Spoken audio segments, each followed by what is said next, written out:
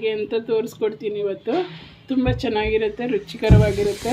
ಬನ್ನಿ ಮಾಡೋಣ, ಹೇಗೆ ಮಾಡೋದು ಅಂತ ತೋರಿಸ್ಕೊಡ್ತೀನಿ. ಬೆಳ್ಳುಳ್ಳಿ ಹಾಕಿದ್ದೀನಿ, ಎಣ್ಣೆ ಹಾಕೊಂಡು ಚೆನ್ನಾಗಿ ಫ್ರೈ ಮಾಡ್ಕೊಳ್ಳೋಣ ಇದನ್ನು. ಈರುಳ್ಳಿ ಬೆಳ್ಳುಳ್ಳಿ ಸ್ವಲ್ಪ ಕೆಂಪಗಾಗಲಿ. ಇದು ಶುಂಠಿ 1 ಇಂಚಷ್ಟು ಚೆಚ್ಚಿದ್ದೀನಿ.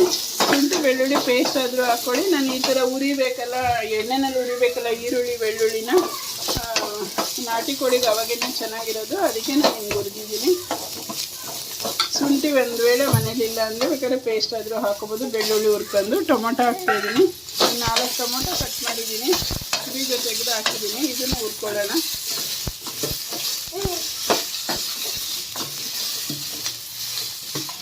ಟೊಮೊಟೊ ಇದು ಮೆತ್ತಗಾಗಬೇಕು, ಅದಕ್ಕೆ ಒಂಚೂರೇ ಉಪ್ಪು ಹಾಕ್ತಾಯಿದ್ದೀನಿ. ಉಪ್ಪು ಹಾಕಿ ಹುರ್ಕೊಳ್ಳೋಣ. ತುಂಬ ಚೆನ್ನಾಗಿರುತ್ತೆ ಸ್ನೇಹಿತರೆ ನಾಟಿ ಕೋಳಿ ಬಸ್ಸಾರು. ನೀವು ಮಾಡಿ. ಹೊಸ್ದಾಗಿ ನನ್ನ ಚಾನಲ್ ಯಾರು ನೋಡ್ತಾ ಇದ್ದೀರೋ ಅವ್ರು ದಯವಿಟ್ಟು ಸಬ್ಸ್ಕ್ರೈಬ್ ಮಾಡಿ, ಸಪೋರ್ಟ್ ಮಾಡಿ, ಲೈಕ್ ಮಾಡಿ, ಶೇರ್ ಮಾಡಿ. ನೋಡಿ ಆಗಿದೆ ಇದು. ಇವಾಗ ನಾವು ಧನಿಯಾ ಪುಡಿಗೆನೇ ಸ್ವಲ್ಪ ಮೆಣಸಿನ್ಕಾಯಿ, ಅರಿಶಿನ ಎಲ್ಲನೂ ಹಾಕಿ ಮಾಡಿರ್ತೀವಿ.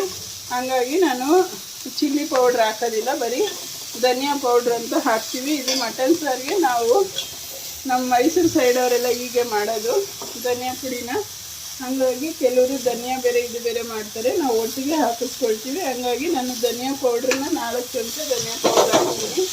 ಅಂದರೆ ಮಸಾಲೆ ಪೌಡ್ರ್ ಇದು, ಬರೀ ಧನಿಯಾ ಬಿಡ್ಸಲ್ಲ. ಅರಿಶಿನ, ಮೆಣಸಿನ್ಕಾಯಿ ಸ್ವಲ್ಪ, ಕಡಲೆಕಾಳಾದರೂ ಸರಿ, ಕಡಲೆಬೇಳೆ ಆದರೂ ಸರಿ, ಸ್ವಲ್ಪ ಚಕ್ಕೆ ಲವಂಗ ಎಲ್ಲ ಹಾಕಿ ಬಿಡಿಸಿರ್ತೀವಿ ಇದನ್ನು. ಹಾಗಾಗಿ ಸಾಕಿದು ಆಫ್ ಮಾಡ್ಕೊಂಡು ಆ ಬಿಸಿನಲ್ಲಿ ಇದು ಮಾಡ್ಕೊಳ್ಳೋದು. ಮತ್ತು ಕೊತ್ತಂಬರಿ ಸೊಪ್ಪು ಹಾಕ್ತೀನಿ. ಆಫ್ ಆಗಿದೆ ಗ್ಯಾಸು. ಸುಮ್ಮನೆ ಆ ಬಿಸಿನಲ್ಲಿ ಎಣ್ಣೆ ಇರುತ್ತಲ್ಲ, ಬಾಣಲಿನ ಕುಡ್ಕೊಳ್ಳಿ ಪೌಡ್ರು ಅಂದ್ಬಿಟ್ಟು ಹಾಕಿದ್ದೀನಿ.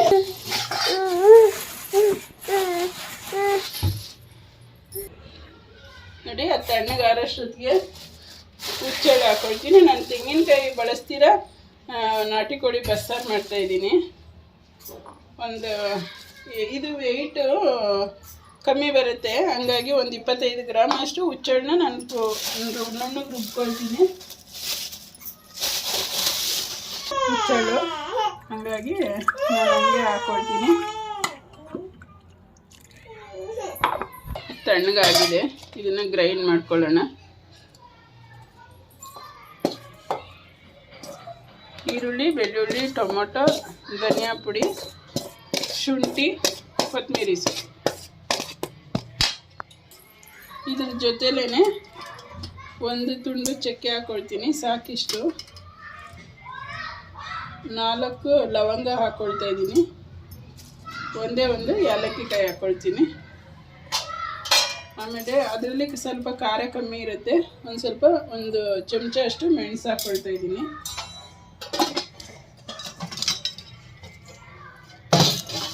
ಆಗಿದೆ, ಇವಾಗ ನುಣ್ಣಗಾಗಿದೆ. ಖಾರ ತೆಕ್ಕೊಳ್ತಾ ಇದ್ದೀನಿ.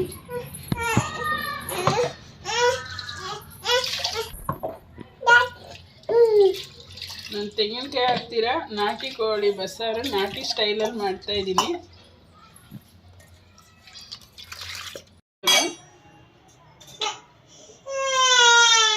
ಎಣ್ಣೆ ಹಾಕ್ತಾ ಇದ್ದೀನಿ, ಅದಕ್ಕೆ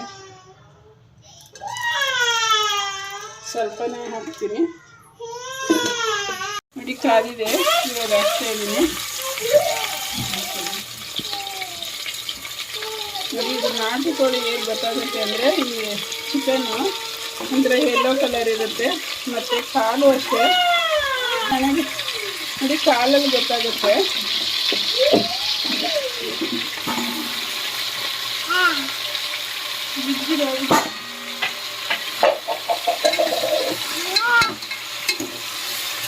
ಹಾಕಿದ್ದೀನಿ, ಒಂದು ಸತಿ ಎಣ್ಣೆ ಮಿಕ್ಸ್ ಆಗುತ್ತೆ, ಮಿಕ್ಸ್ ಮಾಡಿಬಿಡೋಣ.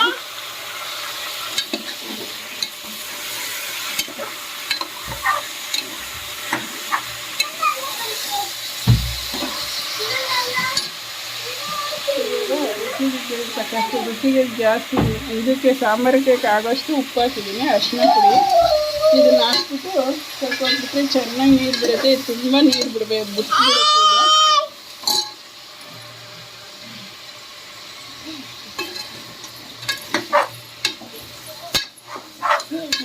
ಮಾಡಿಬಿಡೋಣ.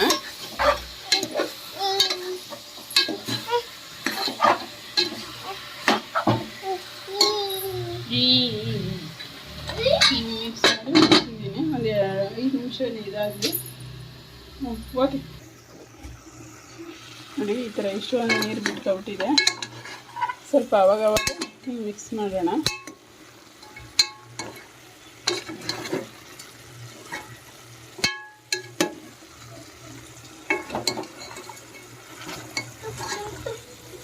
ಅವಾಗವಾಗ ಮಿಕ್ಸ್ ಮಾಡ್ಕೊಳ್ಳೋಣ ಬೇಯಲಿ. ನೋಡಿ, ಇವಾಗ ನೀರೆಲ್ಲ ಕಮ್ಮಿ ಆಗಿದೆ, ಸೀದಿದೆ ನೀರು. ಇವಾಗ ಚಾಕು ಹಾಕ್ಬಿಟ್ಟು ಮಸಾಲೆ ಹಾಕ್ತೀನಿ.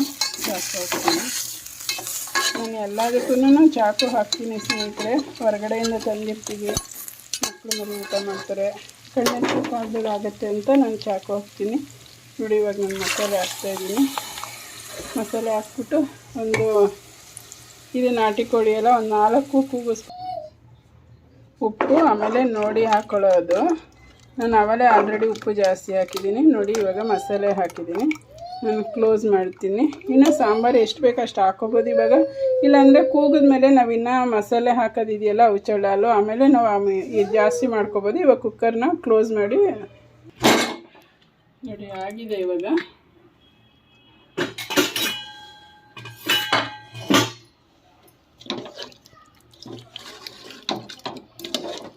ನೀರು ನಾನು ಜಾಸ್ತಿ ಹಾಕಲಿಲ್ಲ, ಇವಾಗ ಹಾಕ್ತೀನಿ.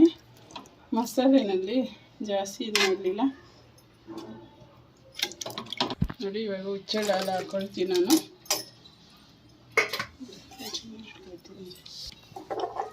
ನೋಡಿ, ಇವಾಗ ಹುಚ್ಚೆಳ್ಳು ಹಾಲು ಹಾಕಿದ್ದೀನಿ. ಚೆನ್ನಾಗಿ ಪೀಸು ಬೆಂದ ಮೇಲೆ ಹಾಕಬೇಕು ಹುಚ್ಚೆಳ್ಳು ಹಾಲನ್ನ. ಇವು ತೆಂಗಿನಕಾಯಿನೂ ಬೇಕಾಗಿಲ್ಲ, ಆದರೂ ಇಷ್ಟು ಗಟ್ಟಿಗಿದೆ. ಇವಾಗ ನಾನು ಇನ್ನೂ ನೀರು ಹಾಕ್ತೀನಿ. ಇದಕ್ಕಿಂತ ತಾನೇ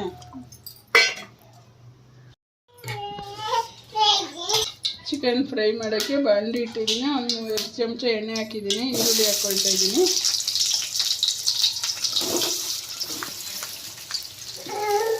ಕೊತ್ತಂಬರಿ ಲಾಸ್ಟಲ್ಲಿ ಹಾಕ್ತೀನಿ.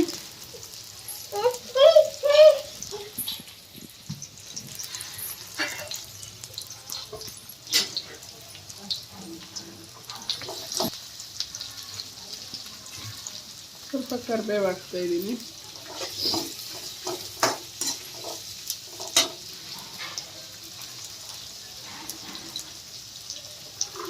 ಸಾಂಬಾರಲ್ಲಿ ಅಷ್ಟೇ, ನಿಮಗೆ ಪೀಸಸ್ ಜಾಸ್ತಿ ಇದ್ದು ಅಕಸ್ಮಾತ್ ಸಾಂಬಾರು ಉಳ್ಕೊಳ್ಳೋದ್ರಂದರೆ, ಇವಾಗ ಸಂಡೆ ಮಾಡಿರ್ತಾರೆ, ಖಾಲಿಯಾಗಿರೋದಿಲ್ಲ, ಮತ್ತು ಸಾಂಬಾರು ಉಳ್ಕೊಂಡಾಗ ಎಲ್ಲನೂ ತೆಗೆದು ಫ್ರೈ ಮಾಡಿಬಿಡ್ಬೇಡ್ರಿ. ನಿಮ್ಗೆ ಎಷ್ಟು ಬೇಕು ಅವಾಗ ಅಷ್ಟು ತಕ್ಕಂದು ಫ್ರೈ ಮಾಡ್ಕೊಳ್ಳಿ.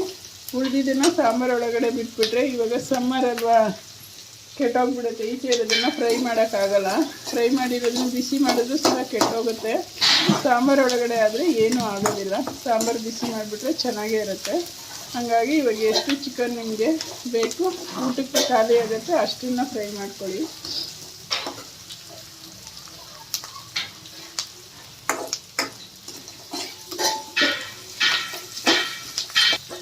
ಅದೇ ಆಗಿದೆ. ಇದು ಈರುಳ್ಳಿ ಇಷ್ಟ ಆದರೆ ಸಾಕು. ಒಂದು ಪೆಪ್ಪರ್ ಪೌಡ್ರ್ ಹಾಕ್ತಾಯಿದ್ದೀನಿ. ನಿಮಗೆ ಎಷ್ಟು ಬೇಕು ಖಾರಕ್ಕೆ ಅಷ್ಟು ಪೆಪ್ಪರ್ ಪೌಡ್ರ್ ಹಾಕ್ಕೊಳ್ಳಿ.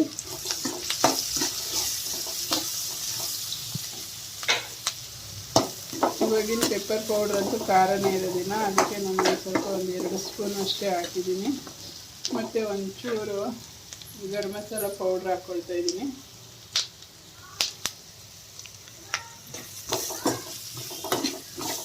ಸಾಕು, ಸರಿ. ಇದಿಷ್ಟು ಚಿಕನ್ ಹಾಕ್ಕೊಳ್ಳೋಣ ಈಗ.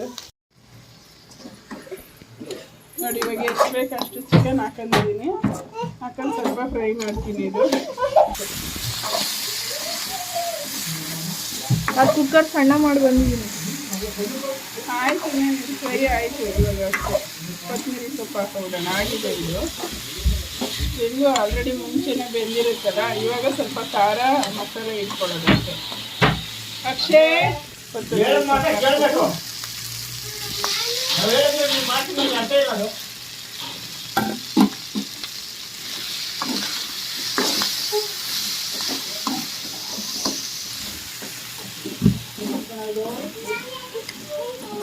ಸರ್ ಯಾರು ಹೊಸ್ದಾಗಿ ಮಾಡ್ತಾ ಇದ್ದೀರಾ ಅವ್ರು ದಯವಿಟ್ಟು ಸಬ್ಸ್ಕ್ರೈಬ್ ಮಾಡಿ, ಸಪೋರ್ಟ್ ಮಾಡಿ, ಲೈಕ್ ಮಾಡಿ, ಶೇರ್ ಮಾಡಿ ಸ್ನೇಹಿತರೆ.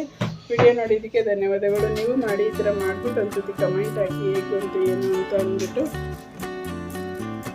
ತುಂಬ ಚೆನ್ನಾಗಿದೆ. ನೀವು ಮಾಡಿ ಒಂದ್ಸತಿ.